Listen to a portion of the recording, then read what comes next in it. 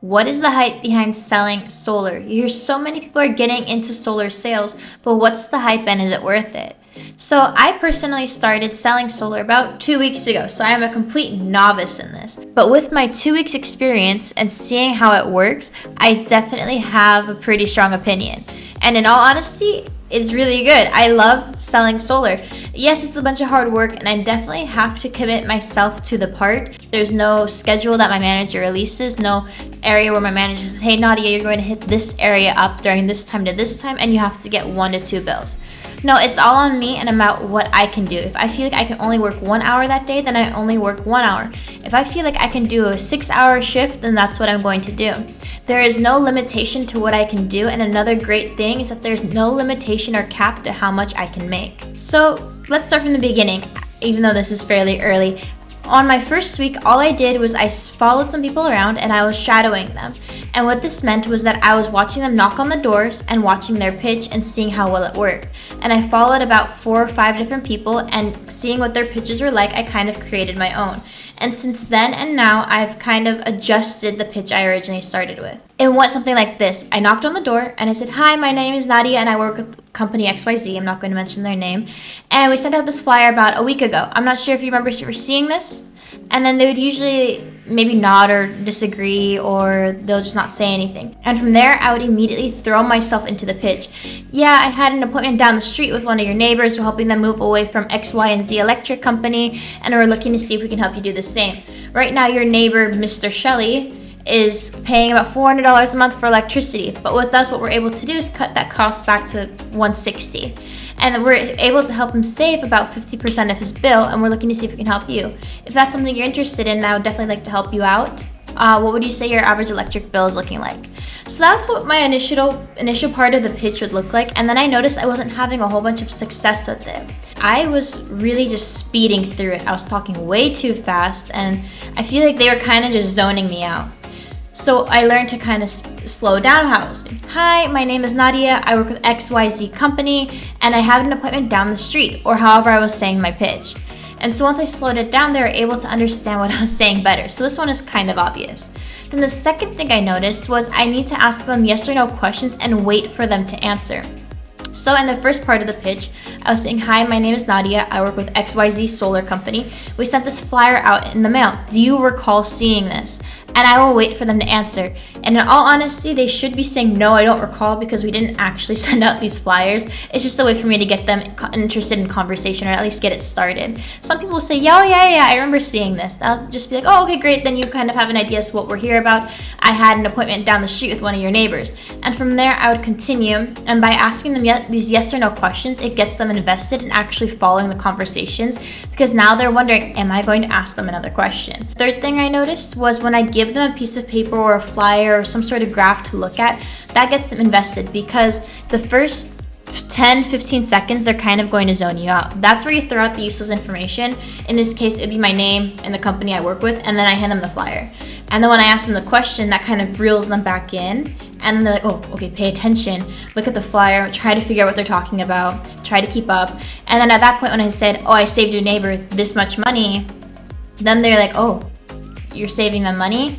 And the thing with San Diego is that they are the most expensive county in the United States in terms of electric bills. SDG&E, or San Diego Gas and Electric, has crazy rates. So automatically when I say I'm looking to save you money and move away from SDG&E, they're usually interested in hearing more, or they already have panels and they're already talking to someone else. Or I have had the case happen where it's an older family and they tell me that they're, and I'm not joking, like this is like, it was very surprising for me to hear this, but they said, I'm 90 years old, I'm gonna die in a year or so, I don't think it's good for me to invest in. And usually when they threw that out, I was like, I don't know how to answer this, so I would just be like, okay, I'm sorry for bothering you, I'll let you have a good rest of your day.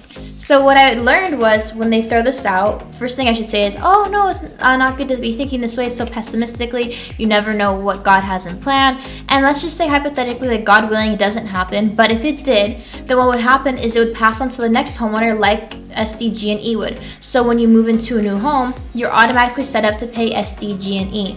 But if you were to have solar panels, they're locked in at that same rate as you at a much cheaper price, able to make their own electricity. So it's sort of the same thing that follows, and you're not setting anyone up for failure. And in the case that the older person has a husband or wife and they say, oh, I'm going to die soon, then what I could also say is, well, the nice thing about this is that once you set it up, you know you're saving money month to month, and then eventually if you were to pass, hope God willing it doesn't happen, but if it were to happen and you were to pass on, at least you know that your spouse is in good hands and they're taken care of in this regard. And another thing is just learning to kind of speak loudly. When you speak quietly and you show that you're shy, people automatically shut you down. Whereas if you walk with the air of confidence because you know you are there to help people, then I feel like that changes the entire sense of the conversation. In the beginning, I was kind of like, oh, I don't really know if solar is actually helping people. I feel like a sleazy salesman. But when I actually looked at the numbers, I realized that solar, is good for the environment because you're not using all these one-time use electric sources. You're generating your own electricity from the sun. And you are actually saving these people money. And if in the case, let's say their electric bill is super low because they're getting help from the government, let's say their electric bill is, I've had it as low as $25 a month, then yeah, it doesn't make sense for us to go and push forward for solar. So I'll say, okay, looks like you guys are all set. I'll let you guys have a good rest of your day and then I'll move on.